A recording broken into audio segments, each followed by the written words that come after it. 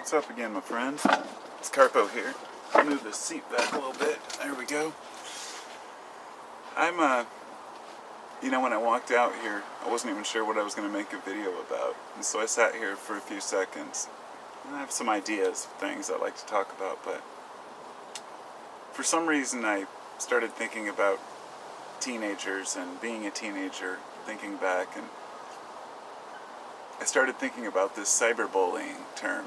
Something that, of course, I never heard of when I was a kid. I'm 41. When I was in school in the 80s, we had real bullying. Now, this is an interesting term because if you really think about it, if you look at the amount of people and the way that people are bullied online, it's like they say, if you are a kid today, if you're a teenager today and you have an account, or if you don't have an account on Facebook or somewhere else, you're the outcast. It's just how it is. Everyone has an account. Even for jobs now, they're taking Facebook accounts. It's considered to be something that everybody has. And of course, yes, even yours truly, I have one. As much as I hate using it, and I've gone back and forth where I wouldn't use it for a year, then I'd use it for a year, then not use it.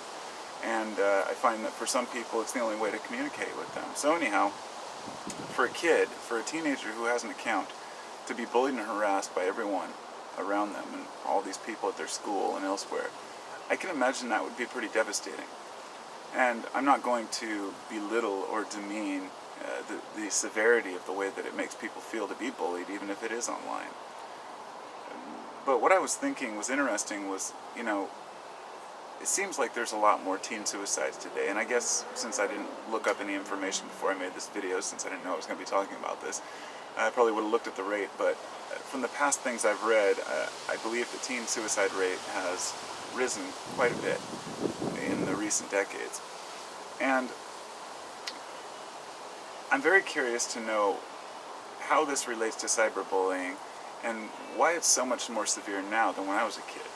I went through 6th grade with basically the school bully at my new school. I had to move, partially like a few months into the year, and I moved to Oregon City, and then there's this, the school bully, somebody comes up and says, oh, he decides that he's going to pick on you. And that's just how kids work. And so, yeah, I got bullied and picked on.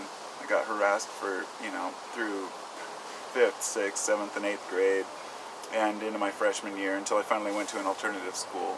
But it never made me even contemplate giving in to these people or taking my own life. Wasn't something that ever crossed my mind. Now I can see that kids today, of course, this may be where the difference comes in, and it's quite a jump for me to say that antidepressants are the source of these problems. But what we found is that a lot of people who have taken their own lives have been on antidepressants, and it's a well-known side effect that suicidal thoughts or tendencies can happen while taking an antidepressant. And it's only a small portion of the population, but a majority, there's a lot of people taking them. So my thought is that even if a small percentage of people want to kill themselves more after taking one, it's something to consider. Because I know that a lot of these school shootings that have happened and a lot of other shootings have been from kids who were taking some sort of antipsychotic medication or antidepressants. And pharma doesn't like to talk about that, but it's just the way it is. It's a fact. And it doesn't mean that pharma is completely to blame, any more than you can say that the U.S. is to blame just because we have guns. The fact that kids get a hold of guns, it's the parents' fault, if anything. I mean, the worst stories are these ones where a kid steals his dad's gun and accidentally shoots his little brother or sister, or his own parents, or himself.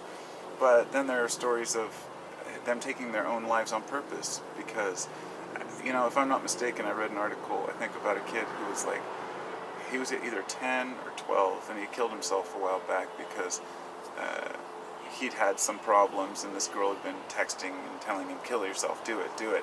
And now they're trying to charge her, and it's that old standby effect. Are you to blame if someone else takes their own life?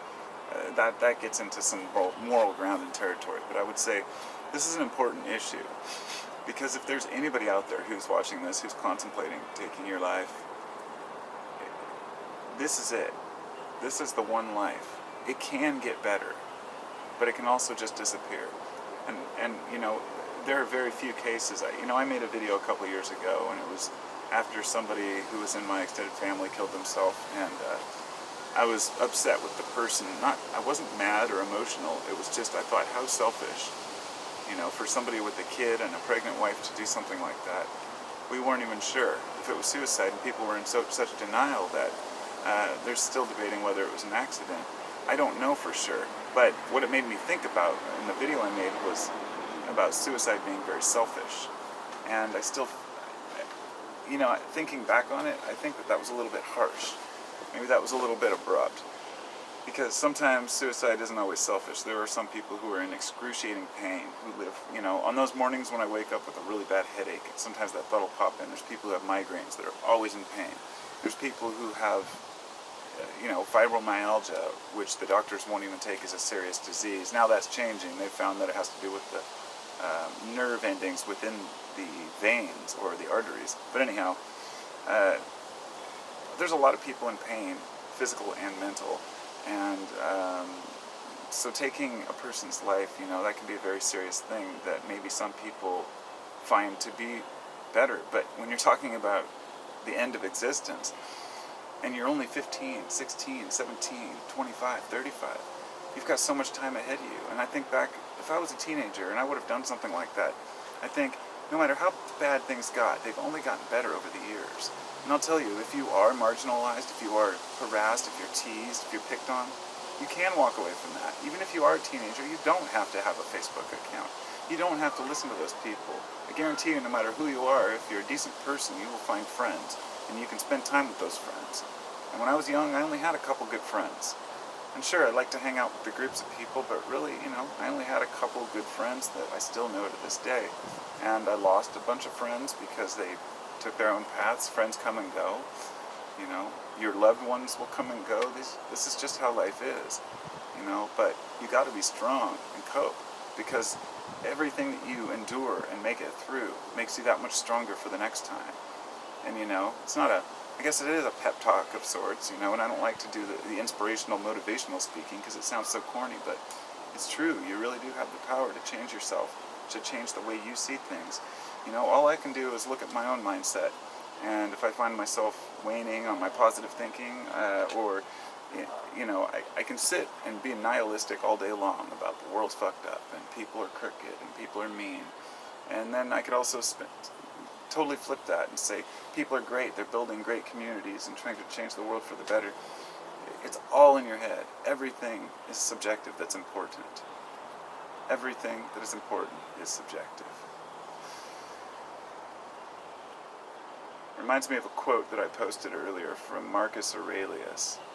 I'm trying to recall it right now, but it said, the only true path to happiness is to make sure that you have a clear thought. It was that happiness will never be obtained through any extraneous external features of life or any type of income or profit or material. That true happiness will only come from cultivating that within yourself. And when you're young, it's very difficult to do that with all of your hormones raging, and I know teenagers love hearing that, raging hormones term, but you know, I doubt there's really any teenagers out there watching this, but just in case there are, you know, things get better. It makes you stronger. The nerds, the geeks, the alternative kids who really aren't, you know, popular, they end up being the good people. They end up being the good ones. They're the people who aren't willing to compromise their integrity just to fit in. The ones who don't feel like they have to be part of the group, who can do their own thing. Those are the artists of the future, not the followers, the leaders. So, and I just mean leader of yourself, being able to lead yourself as opposed to letting other people direct you. It's a hard path. Being a follower, being a sheep really is an easier path for a lot of people. And being a dog is also an easy path for some people. The businessman ethic, take what you can get. But, you know, you don't want to be a pig, a dog, or a sheep. I would say we should all be shepherds. So, take care, everybody, and I'll talk to you soon.